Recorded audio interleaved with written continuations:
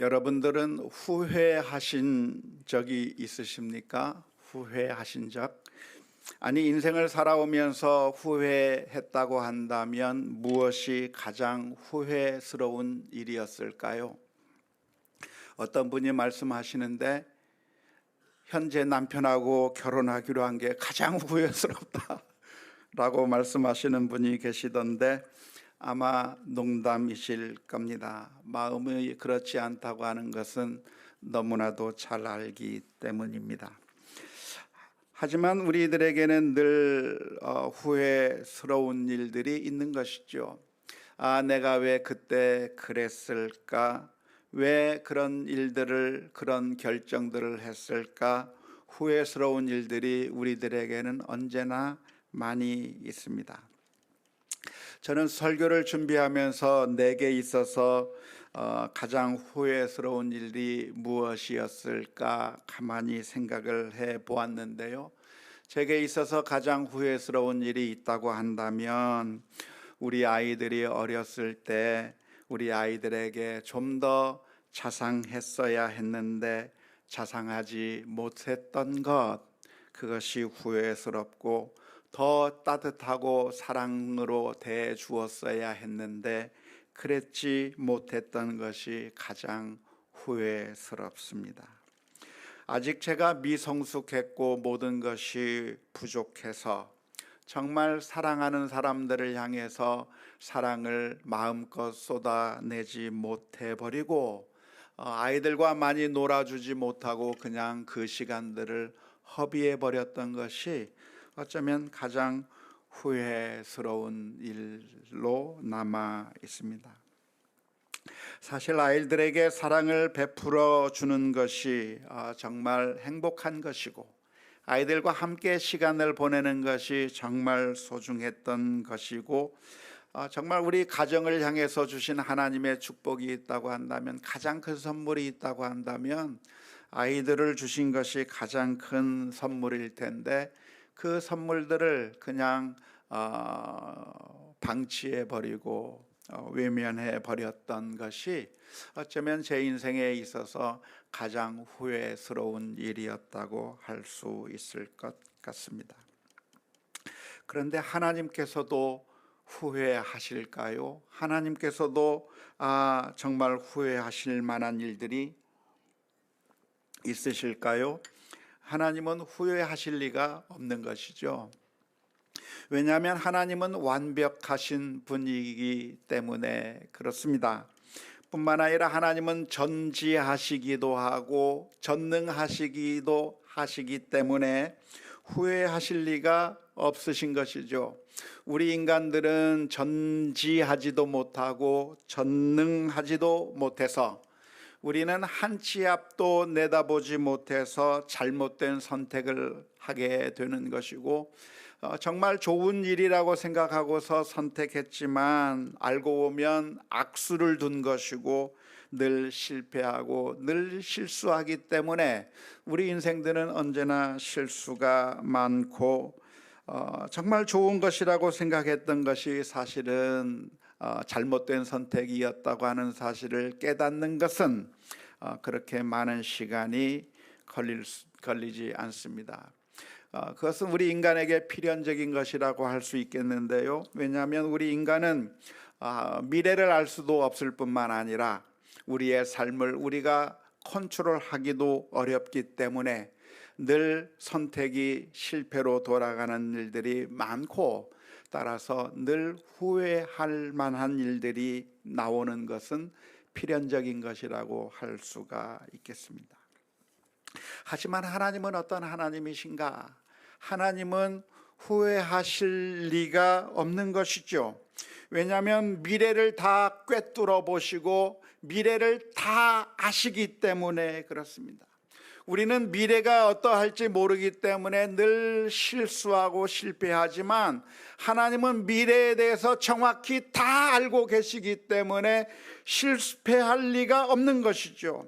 뿐만 아니라 하나님은 전능하시기 때문에 모든 것들을 다 하실 수 있기 때문에 후회할 일들이 없다고 할 수가 있겠습니다. 따라서 성경 전체를 통해서 가르쳐 주시는 하나님의 모습, 하나님은 어떤 하나님이신가, 후회하지 않는 하나님이시라고 하는 것이 성경 전체를 통해서 가르쳐 주시는 하나님의 모습이라고 할 수 있겠습니다. 오늘 우리가 읽은 로마서 11장 29절의 말씀에서는 분명하게 말씀하십니다. 하나님의 은사와 부르심에는 후회하심이 없느니라. 하나님께서 어떤 사람을 구원하기로 작정하셔 놓고, 이거 내가 잘못 선택했구나, 이거 잘못했구나, 취소해야 되겠다, 그렇게 번복하거나 후회하고 잘못했다라고 하는 그런 모습이 하나님에게 있을 수 없다는 것이죠. 뿐만 아니라 민수기 23장 19절의 말씀 가운데서도 이렇게 기록하고 있습니다. 제가 10절이라고 미리 알려줬나 봐요. 10절이 아니고 19절인데요. 민수기 23장 19절에서는 말씀하시기를, 하나님은 사람이 아니시니 거짓말을 하지 아니시고 인생이 아니시니 후회가 없으시도다. 어찌 그 말씀하신 바를 행하지 아니하시며 하신 말씀을 실행하지 않으시랴라고 말씀하고 있는 것이죠. 하나님께서 이스라엘 민족을 선택하셨다고 한다면 그 인생 이스라엘 민족을 선택하신 것을 후회하셔서 그 이스라엘 민족을 버리시는 하나님이 아니시라. 하나님은 그 선택을 후회하지 아니하시고 거짓말하지 아니하시고 은혜를 계속 베풀어 주신다고 하는 것이 성경 전체를 통해서 말씀해 주시는 것이죠. 하나님은 그 말씀하시는 것을 번복하지도 아니하시고 후회하지도 아니하시는데, 바로 그게 인간의 모습과는 다른 모습이라고 하는 것입니다. 그래서 하나님은 어떤 하나님이신가? 변하지 않는 하나님, 불변하는 하나님, 이랬다 저랬다 하시는 하나님이 아니라 일관적이신 하나님이라고 하는 그런 의미인 것이죠.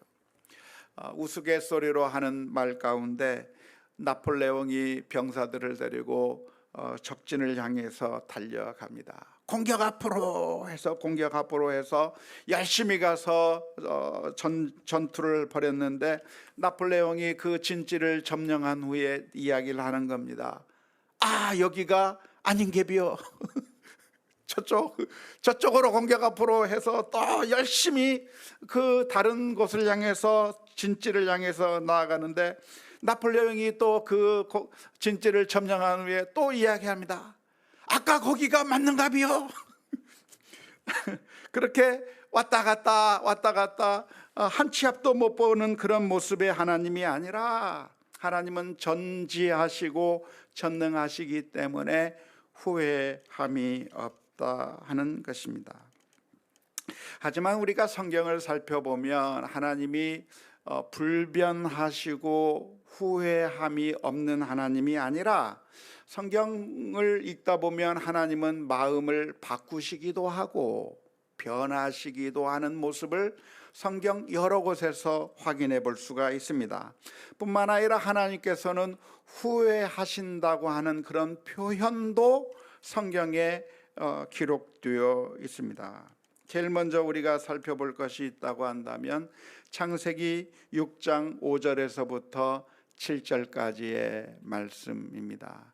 여호와께서 사람의 죄악이 세상에 가득함과 그의 마음으로 생각하는 모든 계획이 항상 악할 뿐임을 보시고 땅 위에 사람 지으셨음을 한탄하사 마음에 근심하시고 이르시되 내가 창조한 사람을 내가 지면에서 쓸어버리되 사람으로부터 가축과 기는 것과 공중의 새까지 그리하니니 이는 내가 그것들을 지었음을 한탄함이니라 하시니라 라고 기록하고 있습니다.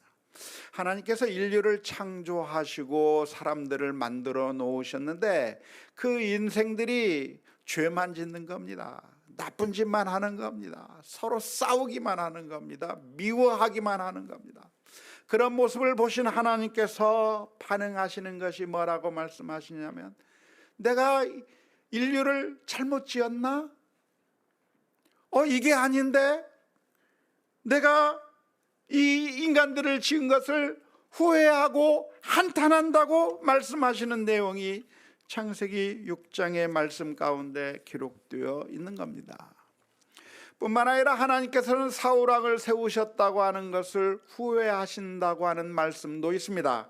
사무엘상 15장 11절의 말씀에 보면, 내가 사울을 왕으로 세운 것을 후회하노니 그가 돌이켜서 나를 따르지 아니하며 내 명령을 행하지 아니하였음이니라 하신지라. 하나님께서 이 수많은 사람들 가운데서 기스의 아들 사울을 이스라엘의 첫 번째 왕으로 세웠어요. 하나님께서 선택한 그 왕으로서 왕의 일을 잘 할 줄 알았는데, 그 사울 왕이 하나님의 뜻에 맞지 않는 겁니다. 하나님의 말씀을 거역하는 겁니다. 순종하지 않는 겁니다. 그러한 그 모습을 보신 하나님께서 무슨 말씀을 하시냐면, 내가 사울을 왕으로 세운 것을 후회하신다라고 말씀해 주고 있는 겁니다. 성경 전체의 가르침을 통해서는 하나님께서는 후회하지 아니하시는 하나님이라고 말씀하고 계시는데, 그런데 성경 이곳저곳에서 보면 하나님께서는 후회하시기도 하고 한탄하신다라고 표현하고 있는데, 도대체 이것이 어찌된 일이겠습니까? 하나님께서 후회하지 않는다고 하는 말씀은, 하나님께서 변함이 없으시고 불변하시다는 그런 말씀은 사실 모든 것을 바꿀 수 없다고 하는 그런 의미가 아니라, 사실은 하나님의 영원한 목적이 변하지 아니하시고 하나님의 그 영원한 목적에 대해서 후회가 없다고 하는 말씀이지, 우리가 어떻게 행동하든 말든 아무런 상관이 없이 그냥 모든 것을 끝까지 밀어붙이는 그런 하나님, 완고한 하나님이라고 하는 그런 의미의 말씀은 아닙니다. 우리 인간이 어떻게 반응하느냐에 따라 하나님은 선으로 반응하시기도 하고 심판으로 반응하시기도 하는 것이죠. 그냥 한번 결정했으니까 지금 현재 상황이 어떻게 돌아가든 말든 현재의 상황과는 전혀 상관없이 한번 결정했으니까 끝까지 밀어붙이는 그런 완고한 모습의 하나님이 아니라, 하나님은 어떤 하나님이신가? 전체적으로 큰 선함의 목적, 하나님의 계획과 그 모든 목적들이 변하지 아니하시지만, 상황에 따라서 어떠한 일이 벌어지고 있느냐에 따라서 하나님께서는 이렇게 반응하시기도 하고 저렇게 반응하실 수 있다고 하는 것을 의미하는 것입니다. 왜냐하면 상황마다 다 다른 것일 거니까요. 우리가 볼 때 좀 답답한 사람이 누군가요? 좀 가슴이 콱콱 막히는 사람이 무엇입니까? 누굽니까? 완고한 사람이죠. 상황이 아닌데, 상황이 변했는데 처음에 계획 세워놨다고 끝까지 밀어붙이는 사람, 그런 사람이 좋은가요? 아니잖아요. 예를 들어서 여행 계획을 세웠습니다. 자, 이번 휴가를 맞이해서 우리가 해외여행 계획을 세우기도 하고 또 여러 가지 여행 계획을 세우기도 할 텐데, 여행 계획을 세워놔서 여러분들은 여행 계획을 어떻게 세우십니까? 저는 여행 계획을 아주 잘 짜는 사람입니다. 아침에 뭘 먹고 점심때 어디 가고 해서 모든 계획을 완벽하게 세워놓는 그런 스타일인데, 그런데 제가 그렇게 여행 계획을 세워놓았다가 중간에 어디 하나가 펑크가 나면 굉장히 스트레스를 받습니다. 이 모든 것이 다 망가져 버리니까요. 그래서 그것을 밀어붙이느라고 제 아내와 우리 아이들이 얼마나 힘들었는지 몰라요. 그런데 그런 사람이 괜찮은 사람이 아니라 그때그때 상황에 따라 유도리 있게 반응을 하는 게 그게 맞잖아요. 지금 가는데 아이가 힘들면 지금 아이들이 힘드니까 그 힘든 상황에 맞게 계획을 수정하고 방향을 바꾸고, 그래서 거기에 맞는 계획을 다시 차선의 방법, 그 플랜 B, 플랜 C를 가동하면서 유도리 있게 움직여야 그게 제대로 된 것이지, 마치 정말 완고한 그런 지휘관처럼 우리 아이들의 상황이 어떠한지도 전혀 반응이 없이 밀어붙이는 사람과 있다고 한다면 정말 답답할 것입니다. 후회하지 아니하시는 하나님께서 후회하신다고도 말씀하시고 한탄하시기도 하신다고 하는 말씀은 제대로 미래를 예측하지 못해서 우왕좌왕하시고 그냥 어찌할 바를 모른다고 하는 그런 의미에서의 후회, 그런 의미에서의 한탄을 의미하는 것이 아닙니다. 하나님께서는 어떤 하나님이신가? 인간이 그 하나님의 선하신 뜻을 거부하고 죄악을 저지르고 나쁜 짓을 하게 될 때에 그러한 모습을 보시면서 안타까워 하신다고 하는 그런 의미인 것이죠. 하나님은 어떤 하나님이신가? 아무런 감정이 없이 무뚝뚝하게 그냥 밀어붙이는 하나님이 아니라 우리의 행동과 선택에 따라서 거기에 적절한 반응을 하시는 하나님이라고 하는 의미에서 때로는 계획을 변경하시기도 하고 후회하시거나 한탄하신다고 하는 그런 표현을 하시는 것입니다. 지난 시간에 우리는 우리가 하나님을 시험해야 할까, 시험하지 말아야 하는가에 대해서 살펴본 적이 있는데요. 지난 시간에 결론이 뭐였죠? 우리는 어떤 시험을 해야 됩니까? 하나님의 선하심을 맛보아 알 수 있는 그런 선한 시험을 해야 되는 것이죠. 정말 하나님의 뜻대로 순종하면 하나님께서 은혜를 베풀어 주시는가? 내가 하나님의 말씀대로 살면 하나님께서 정말 축복을 내려주시는가? 그것을 시험하면서 살아야 하는 것이죠. 정반대로 우리가 하나님을 거역하면 하나님께서 나를 심판하실까? 설마 나를 하나님이 심판할까 하면서 계속해서 악한 일을 하면서 하나님의 말씀을 거역하면서 하나님의 진노하심을 그렇게 시험해서는 안 된다고 하는 말씀을 지난 시간에 드린 적이 있습니다. 하나님은 어떠한 하나님이신가? 우리가 믿음의 선택을 한다고 하면 기뻐하시는 하나님이십니다. 그리고 우리가 믿음의 선택을 한다고 하면 하나님께서 은혜를 베풀어 주시는 쪽으로 방향을 바꾸시는 것이죠. 이스라엘 민족이 광야에서 죄악을 행했습니다. 우상을 섬기면서 하나님을 거부했을 때, 하나님을 배반했을 때 하나님께서는 이스라엘 민족을 쓸어버리시겠다고 진노하셨습니다. 하나님의 목적이 바뀐 것이 아니라 이스라엘의 죄악에 대해서 하나님께서 그 방향으로 반응하신 것이죠. 하지만 그때 모세가 하나님 앞에 엎드려 간청합니다. 하나님, 우리 민족을 용서해 주옵소서. 하나님, 우리 민족을 살려 주옵소서. 하나님 앞에 간절하게 모세가 기도할 때 하나님께서는 또 계획을 바꾸셔요. 출애굽기 32장 14절의 말씀에 보면 여호와께서 뜻을 돌이키사 말씀하신 화를 그 백성에게 내리지 아니하시니라 라고 말씀하신 것이죠. 왜? 모세가 하나님 앞에 간절하게 기도하는 그 기도를 보고 하나님께서 그 화를 낮추시고 이스라엘 민족을 용서하시고 품으시겠다고 말씀해 주시는 것입니다.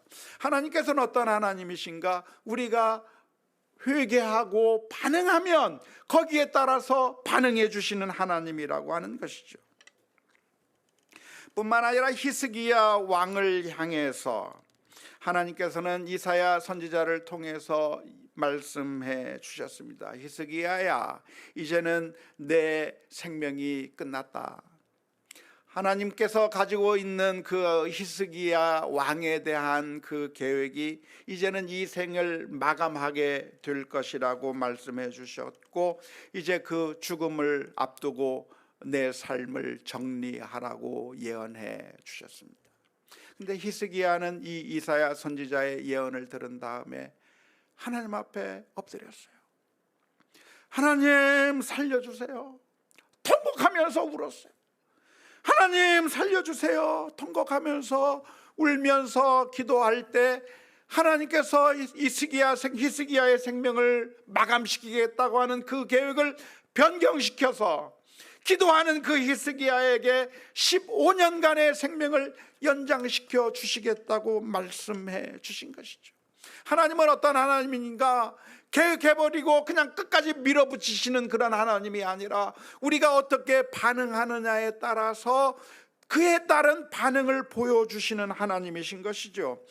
또한 니느웨 백성들을 향해서 하나님께서는 말씀하셨습니다. 니느웨 백성들의 죄악이 너무나도 차서 이제 하나님께서 니느웨 백성을 멸망하시겠다고 말씀해 주셨습니다. 40일 뒤에 이 성을 멸하시겠다고 하나님께서 요나 선지자를 통해서 말씀해 주신 것이죠. 그런데 놀라운 일이 일어났습니다. 니느웨 왕으로부터 시작해서 온 백성들이 하나님 앞에 울부짖기 시작합니다. 죄를 뒤집어쓰면서 베옷을 입고 하나님 앞에 울부짖으면서 회개하며 돌아오게 될 때 하나님께서는 40일 안에 그들을 멸망시키겠다고 했던 그 계획을 취소시키시고 은혜를 베풀어 주신 것이죠. 하나님은 어떤 하나님이신가? 우리가 어떻게 반응하느냐에 따라 거기에 적절하게 반응하시는 것입니다. 정반대로 선택했던 사람들이 만일 하나님을 거역하고 죄를 지으면 어떻게 하시는가?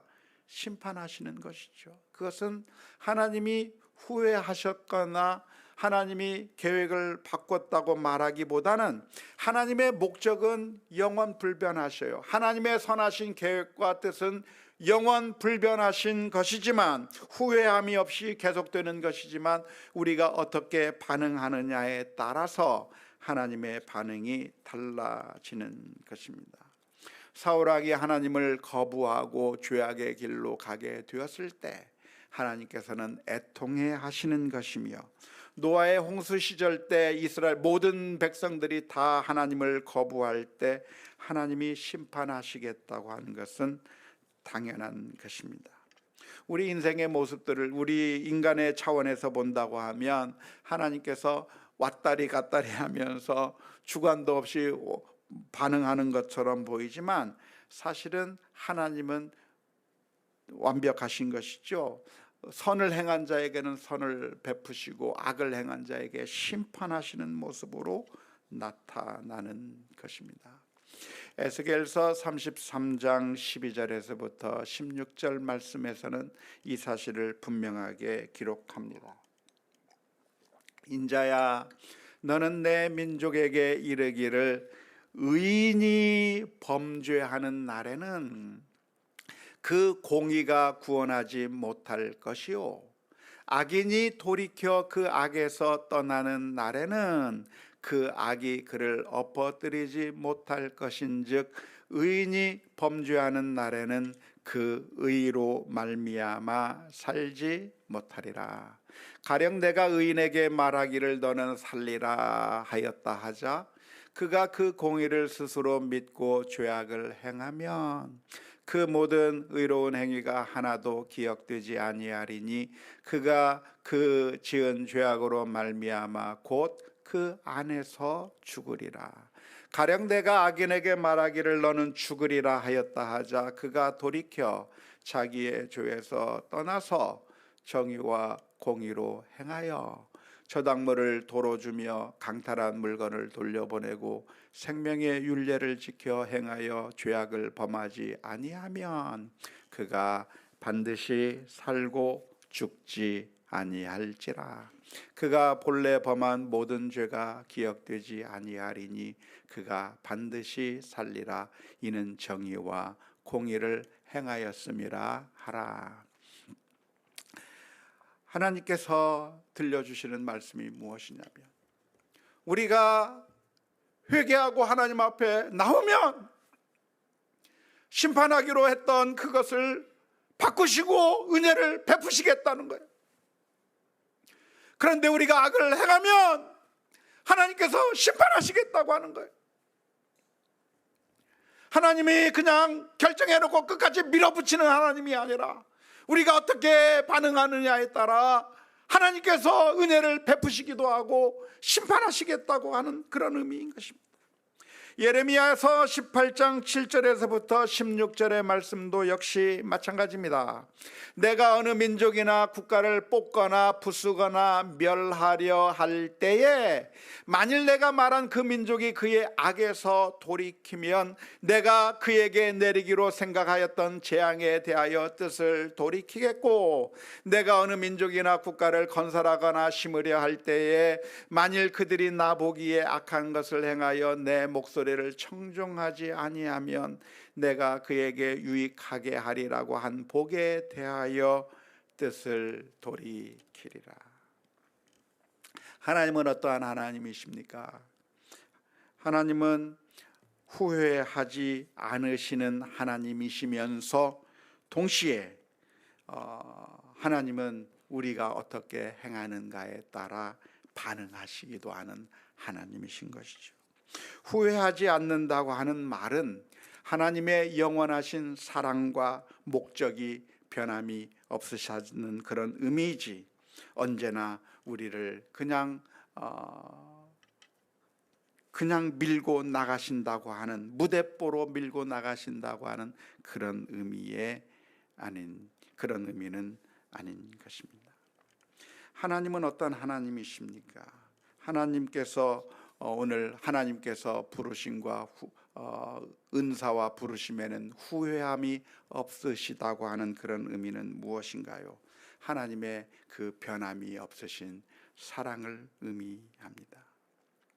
하나님은 어떤 하나님이십니까? 아버지와 같은 하나님이시죠. 그래서 그 사랑에는 변함이 없으셔요.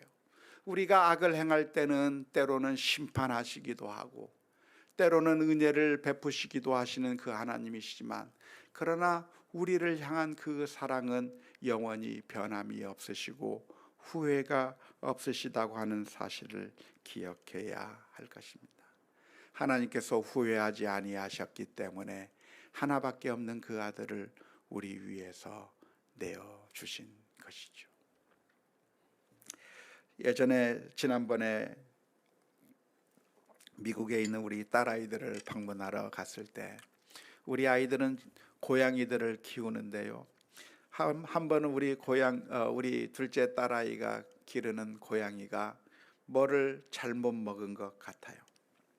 자꾸만 토하고 아무것도 먹지 못하고 정말 힘들게 고통스러워하는 그것을 본 우리 딸아이가 그 고양이를 동물병원에 데리고 갔습니다. 그래서 도대체 뭐가 문제인가 초음파 검사를 하고 엑스레이를 찍고 하면서 봤더니 집안에서 돌아다니고 있던 그 핸드폰에 이어폰을 삼킨 거예요. 그러니까 그게 목에 걸려가지고 아무것도 먹지 못하고 고통스러워 하는 것을 알고 할 수 없이 고양이 수술을 시켜줬습니다. 수술비가 얼마 나왔을까요?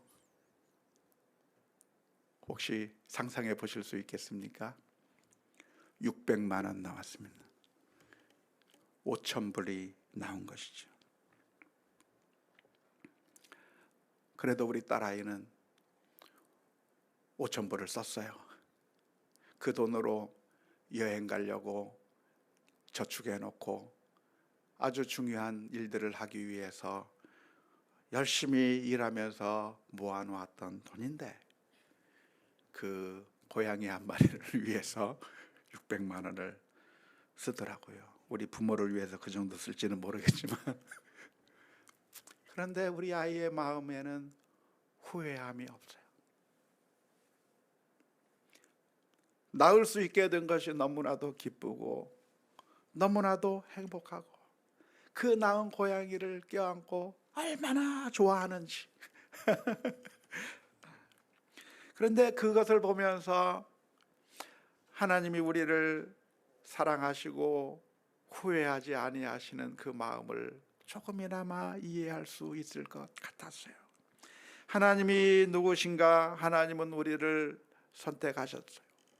그리고 우리를 부르시고 선택하신 그것을 후회하지 아니하셨어요.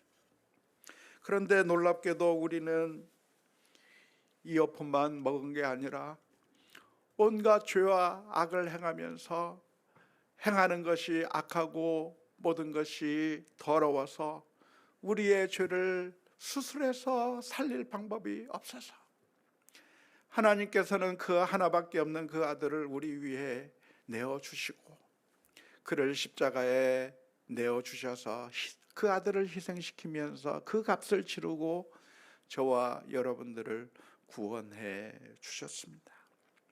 오늘 저와 여러분들이 그런 놀라운 하나님의 사랑을 기억한다고 한다면 하나님의 그 사랑을 기억하는 가운데 믿음의 결단들을 하며 살아가는 우리 모두가 다 될 수 있기를 주님의 이름으로 축원합니다. 믿음의 길을 걸어가는 가운데 여러 가지 힘들고 고통스러운 일이 있어도 하나님을 바라보며 하나님께서 나를 선택하시고 잘못 선택했다 그렇게 생각하시는 것이 아니라 후회하지 아니하시고 사랑하시는 그 하나님을 바라보면서 오늘 또 하나님께서 기뻐하실 일들을 선택하며 믿음으로 살아가는 우리 모두가 다 될 수 있기를 주님의 이름으로 축원합니다.